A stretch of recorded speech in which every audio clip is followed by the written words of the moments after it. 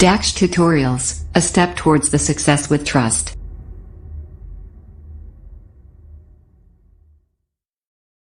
Hello students, welcome to you in your YouTube channel Dax tutorials. Last video में हमने आपका chapter number 4 finish कर दिया था। आज हम चलते हैं चैप्टर नंबर 5 की ओर, जिसमें दिया हुआ है इंट्रोडक्शन टू यूक्लिड ज्योमेट्री। तो सबसे पहले जानते हैं ज्योमेट्री के बारे में। ज्योमेट्री जो वर्ड है comes from the Greek language made by two different words, one of them Jio and second one of matter. अब जियो मीन्स होता है अर्थ और मैटर मीन्स होता है मेजर। सिंपली आप कह सकते हैं मेजरिंग ऑफ लैंड या measuring of earth. In this branch of mathematics, we was study in various form of every ancient civilization. यानी डिफरेंट का रूप से हमने डिफरेंट सिविलाइजेशन में इसकी स्टडी किया है। जैसे इजिप्ट है, बेबीलोनिया है, चाइना, इंडिया, ग्रीक आदि कंट्रीज में भी हमने इसकी स्टडी की गई है। इसमें से बताया जाता है कि इजिप्ट में एक नदी थी, नील रिवर जिसे नाम से जानते हैं, नाइल रिवर जिसे बोलते हैं, और वो जब ओवरफ्लो हो जाती थी तो वो क्या होता था, वहाँ की जो लैंड होती थी, उनकी जो बाउंड्रीज हुआ करती थी, फार्मर्स लोगों की लैंड बाउंड्री होती थी, वो सारी फ्लूड से इरेज हो जाती थी। जब उसकी इरेज मिट जाती थी तो उनको दोबारा से रिकंस्ट्रक्ट उनको करना पड़ता था। तो वो डिफरेंट टेक्निक वहाँ पर अपनाते थे उसको, अपना लैंड को रिकवर करने के लिए, अपने एरिया को रिकवर करने के लिए।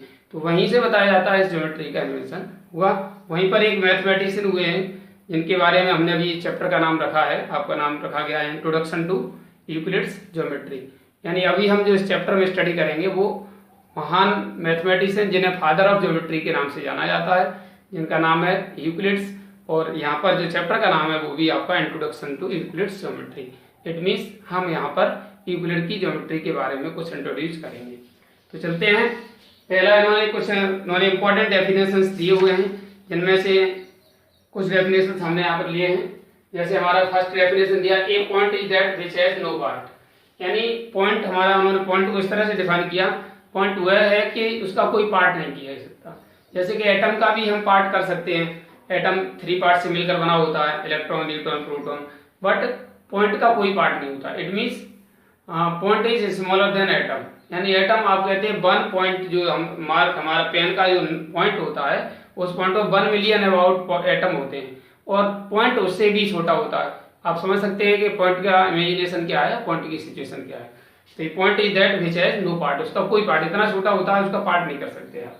इसके बाद ए line is breathless length.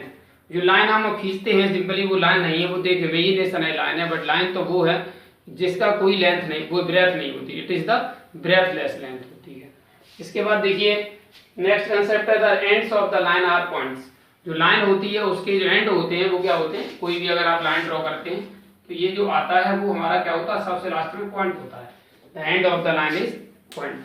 And fourth one, a straight line is a line which lies evenly with the points on itself. यानी स्ट्रेट लाइन वो लाइन होती है इसमें समान रूप से पॉइंट पाए जाते हैं ऑन इटसेल्फ, अपने आप पर, यानी उस पर समान रूप से पॉइंट पाए जाते हैं, यानी समान लेवल में पाए जाते हैं, वो स्ट्रेट लाइन होती है। इसके बाद है a surface is that which has length and breadth only. Surface क्या है, surface that which has length, यानी सिर्फ लेंथ और ब्रेथ होती है। जैसे आप देख रहे हैं ये आपका बोर्ड है, ये भी एक सरफेस है, इसमें सिर्फ लेंथ और ब्रेथ है, हाइट नहीं होती है इसमें। इस तरीके से उसको हम सरफेस कहते हैं। इसके बाद पॉइंट नंबर 6 दिया है the edge of the surface are line. अभी आप इस बोर्ड का भी एंड देख लीजिए, एज आप देखेंगे तो यहाँ पर क्या मिलेगा, एक स्ट्रेट लाइन या लाइन मिलेगी। कोई भी सरफेस, अभी हमारा यहाँ ये तो रेक्टेंगुलर सरफेस है, कोई किसी भी शेप का सरफेस होता है, but the ends of the surface is edge. Edge of the surface are line. जो सरफेस के किनारे होते हैं वो क्या होते हैं, लाइन होते हैं। इसके बाद 7th वन पॉइंट में लिया गया है उन्होंने, a plane surface is a surface, and plane surface वो सरफेस होता है which lies evenly with the straight line on itself, जिसमें समान रूप से स्ट्रेट लाइन पाई जाती है। यानी सरफेस, प्लेन सरफेस वो सरफेस होता है जिसमें समान रूप से स्ट्रेट लाइन पाई जाती है, यानी स्ट्रेट लाइन के कॉम्बिनेशन से बनता है, वो होता है आपका plane surface.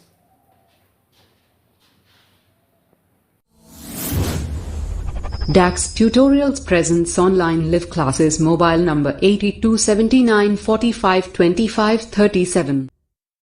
After that, we will discuss an important concept known as axioms. So what are the axioms? चलिए आइए जानते हैं एक्सोम के बारे में।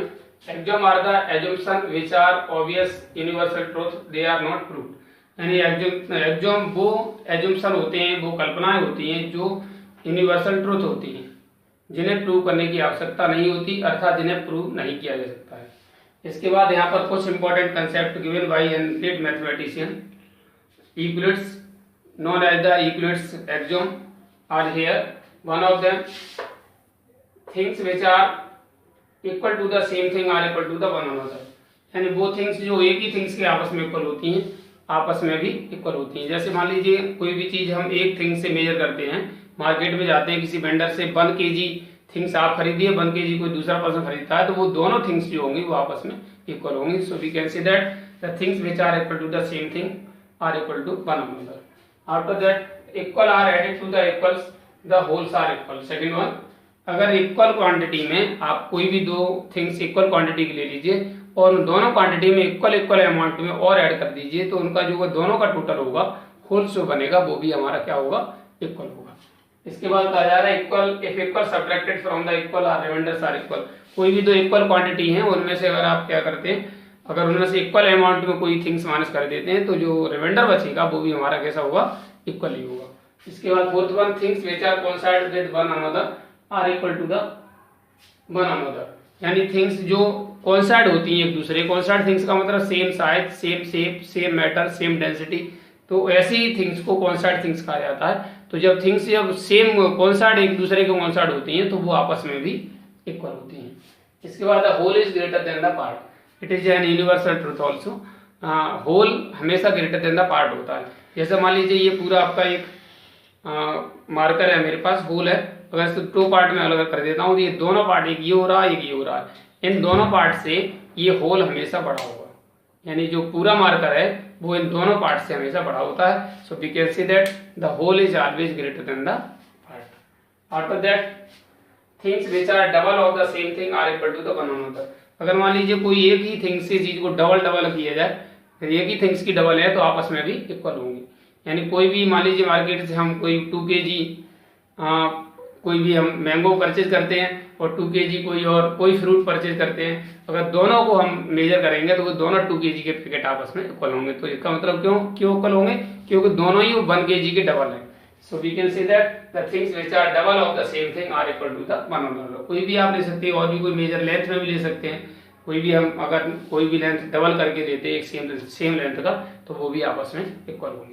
इसके बाद things which are halves of the same thing are equal to one another.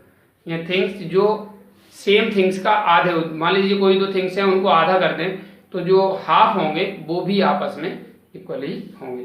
तो विद इट आज की वीडियो में इतना ही, और उम्मीद है आपको वीडियो हमारा पसंद आया होगा। और जिन छात्रों ने अब तक हमारा चैनल सब्सक्राइब नहीं किया वो चैनल सब्सक्राइब करें, वीडियो को लाइक एवं शेयर करें। Last I want to say that, पढ़ो घर से, कहो दिल से, Daksh tutorials, step toward the success with trust. Have a good day.